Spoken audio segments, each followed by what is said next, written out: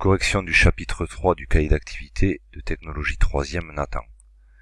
L'objectif de ce chapitre est de voir comment on peut réaliser un projet de manière collaborative et voir tous les outils de description que l'on va utiliser. Donc la première étape, c'était d'analyser, page 17, d'analyser des situations. Donc ici nous avons une séance de brainstorming. Donc brainstorming, on appelle ça le remue-ménage. C'est-à-dire on va chercher à avoir toutes les idées de tout le monde, essayer de les classer. Là nous avons une réunion de travail pour faire un point d'avancement sur un projet, c'est des réunions en cours de fabrication pour voir.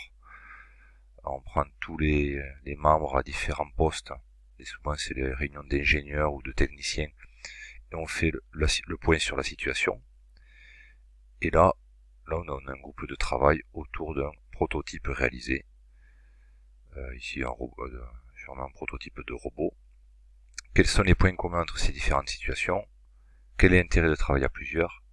Pourquoi ne retrouve-t-on pas systématiquement les mêmes personnes sur les différentes étapes d'un projet? Alors, les points communs aux trois situations, c'est bien le travail en équipe, donc ils sont plusieurs à chaque fois à se réunir. Le but, c'est d'avoir plus d'idées et des compétences diverses. Quand on fait des réunions comme ça, on va avoir un dessinateur, quelqu'un qui vient de l'atelier, peut-être quelqu'un qui s'occupe de la qualité, de la sécurité. Donc toutes ces compétences vont être réunies ensemble.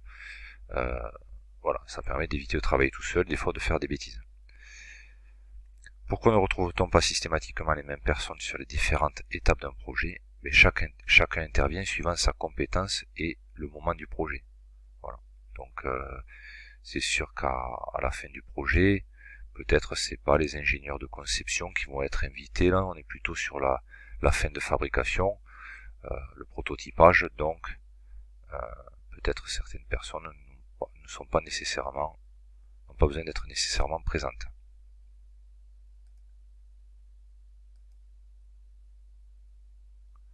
Page suivante, c'est l'étude du viaduc de Millau. Donc, si certains sont intéressés pour avoir des renseignements supplémentaires, il existe sur YouTube un C'est pas sorcier, très très bien fait sur ce viaduc qui passe dans l'Aveyron, qui traverse la rivière le Tarn, et qui a été construit, qui a été mis en service en décembre 2004, donc sa construction a débuté, on le voit en 2001, la première pierre.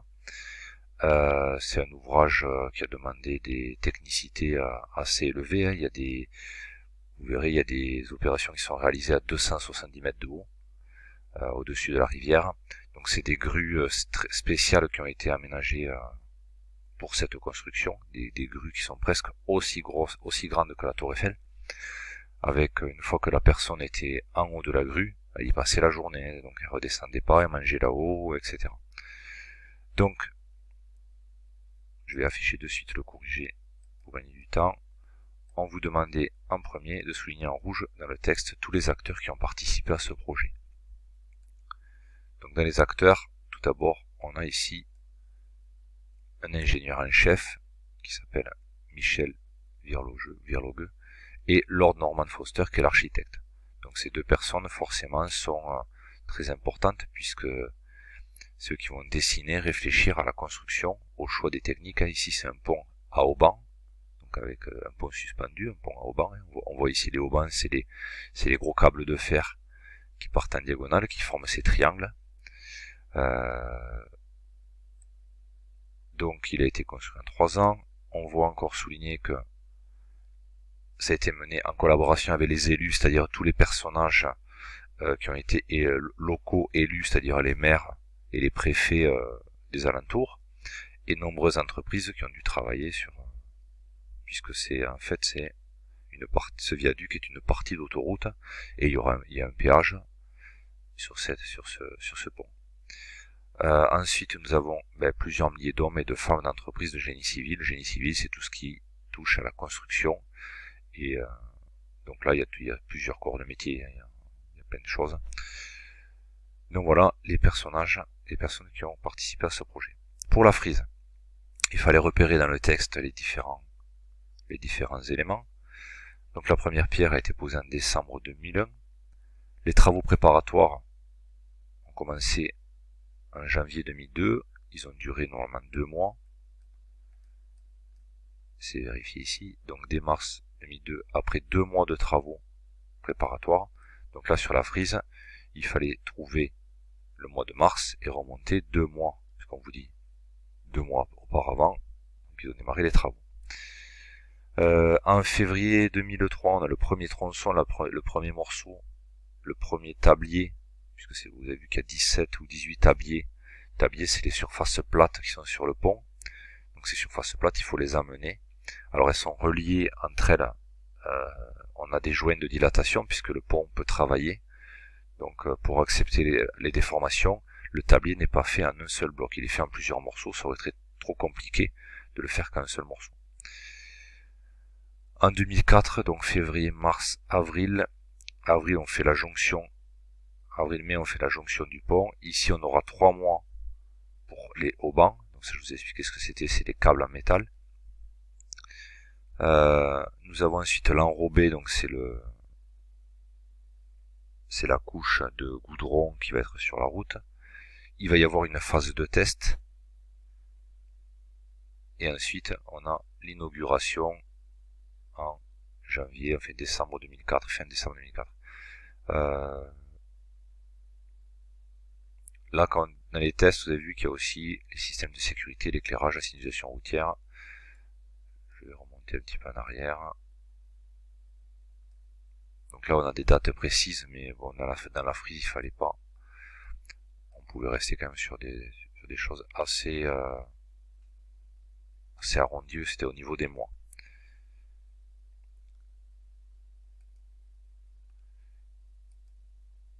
Ici, on vous explique la planification des tâches dans un projet avec un diagramme de Gantt. Donc ça, vous avez déjà eu à en faire un dans un sujet dans le livre. On vous dit que vous pouvez prendre connaissance de l'annexe. Donc à la fin de votre cahier d'activité, vous avez une annexe comment créer un diagramme de Gantt. Voici ici un projet avec toutes les phases du projet et leur durée. On vous dit même celles qui vont pouvoir commencer en même temps. Et alors, je sais pas si vous l'avez fait. Moi, ce que j'ai fait, j'ai pris LibreOffice, la partie calcul. Vous savez que LibreOffice, c'est un pack, c'est un peu comme Microsoft Office, sauf qu'il est gratuit. Et nous avons l'équivalent d'Excel qui s'appelle Calc, donc qui est un tableur. Donc, ce que j'ai fait, j'ai mis les différentes tâches sur la première colonne. J'ai pris une quinzaine de colonnes que j'ai mises à la même échelle, donc vous pouvez les sélectionner en faisant un clic droit, largeur de colonne. Moi j'ai choisi 1 cm de large. Une fois que j'avais ça, j'ai complété. On me dit que l'analyse du besoin dure 1 jour, la rédaction cahier de charge 1 jour, l'éco-conception 2 jours, la simulation dure 3 jours, et le prototypage démarre en même temps et dure 5 jours. Une fois qu'on a fini le prototype, on peut démarrer les tests et valider le prototype, et ensuite présenter le projet. C'est après, une fois que ça sera validé et présenté, qu'on pourra démarrer la fabrication en série, c'est-à-dire à la chaîne. Là, on n'a fabriqué qu'un seul exemplaire pour le présenter et le tester. Donc ici, si je compte mon nombre de jours, j'arrive à 12 jours de fabrication. Attention, il y avait une question, on vous disait si le prototypage a 1 jour de retard, qu'est-ce que c'est qui va être impacté? L'éco-conception ne va pas être impactée, par exemple, puisqu'elle a eu lieu avant. Par contre, ce qui va être impacté, ce sont les phases suivantes. Donc si le prototypage a 1 jour de retard, ça va décaler le test et la validation, et bien sûr la présentation. Donc, le corriger. Quel est l'intérêt du diagramme de Gantt? C'est établir un calendrier. Donc on se fixe des objectifs à tenir. On peut savoir déjà à quelle date va se terminer le projet. Ici, si vous avez bien fait votre diagramme, vous devez trouver 12 jours. D'accord, faites attention ici, les 5 jours, il faut compter ces 5 jours. Ces 3 jours, on les oublie, puisqu'ils sont faits en même temps que le prototypage. Créer le diagramme de Gantt, je vous ai montré qu'on pouvait le faire sur LibreOffice Calc. Et si la phase de prototypage a 1 jour de retard, sur l'éco-conception, il n'y a aucun impact, aucune conséquence. Par contre, les phases qui ont lieu après le test et la validation, il y aura un jour de retard. Et bien sûr, la présentation sera aussi décalée d'un jour. On n'en parle pas là, mais on le voit très bien ici. Si on a un jour de plus ici, ces deux phases, ces 2 jours se décalent et la présentation aussi. Il existe aussi des logiciels pour faire les logiciels de Gantt exprès pour ça, hein, qui sont gratuits, qu'on peut trouver sur internet. Voilà, Gantt Project est très bien fait. Ensuite, nous avons ici,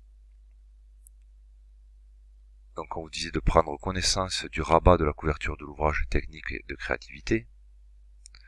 On voit là un petit groupe qui est en brainstorming, qui est en train, donc c'est l'objectif du brainstorming, ils sont en train de discuter. On va aller directement au corrigé. Donc le but, on en a parlé à la première page, page 17. L'intérêt d'un travail à groupe, c'est d'avoir plus d'idées. L'objectif du brainstorming, ici, on propose de nombreuses idées et des contraintes à respecter. On va voir qu'il y a des contraintes. À votre avis, concernant la proposition avec les petits robots, donc ce personnage donne une solution qui paraît un petit peu lointaine, un petit peu futuriste. Il propose d'injecter dans le corps des petits robots qui lutteraient contre les bactéries. Alors pour l'instant, ça peut paraître un peu infaisable, mais on va quand même noter cette proposition. Toutes les propositions sont notées. Ensuite, on leur met un degré de faisabilité. C'est-à-dire, on va mettre de la plus facile à réaliser jusqu'à la plus difficile à réaliser. Ce qu'il faut savoir, c'est que déjà, il existe des puces qu'on injecte dans le corps humain qui servent par exemple de moyens de contraception, ou sur les animaux qui servent d'identification. Donc pourquoi pas un jour avoir des petits robots à voir. Que va-t-on faire de toutes ces idées? On va les trier par ordre de faisabilité, donc ce que je viens de dire, de la plus faisable à la moins faisable. Un des participants ne formule pas une proposition mais donne une contrainte, c'est cette personne. Il dit il faut soigner les jeunes enfants, mais ce qu'il faut faire aussi c'est soigner les personnes âgées. Donc là il apporte une contrainte, les idées qui vont être émises, il faut qu'elles soignent les deux personnes, les deux types de personnes.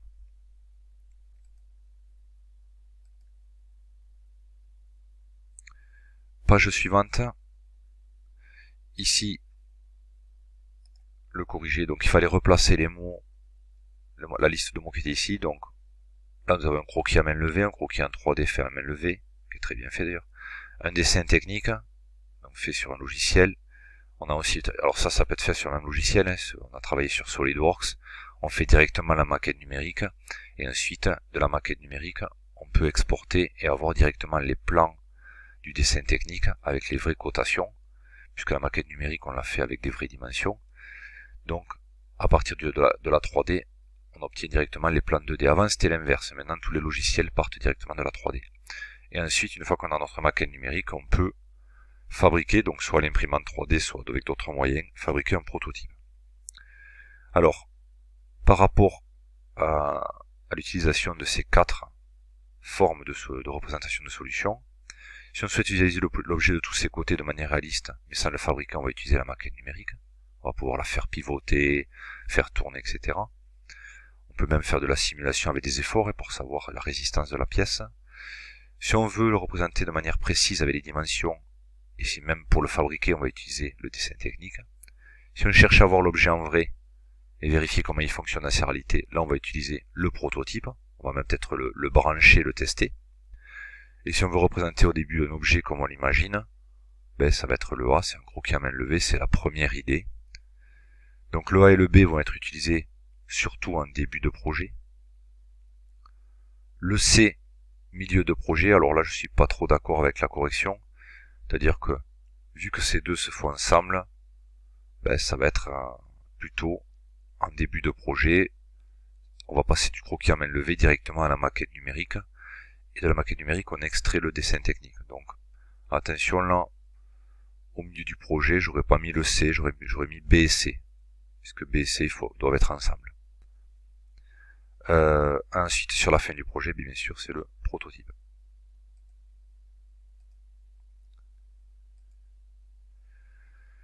Ici c'était sur la réalité augmentée, donc la réalité augmentée, qu'est-ce qui se passe? On remplace des scènes réelles par des représentations numériques. Il fallait souligner de quoi on avait besoin.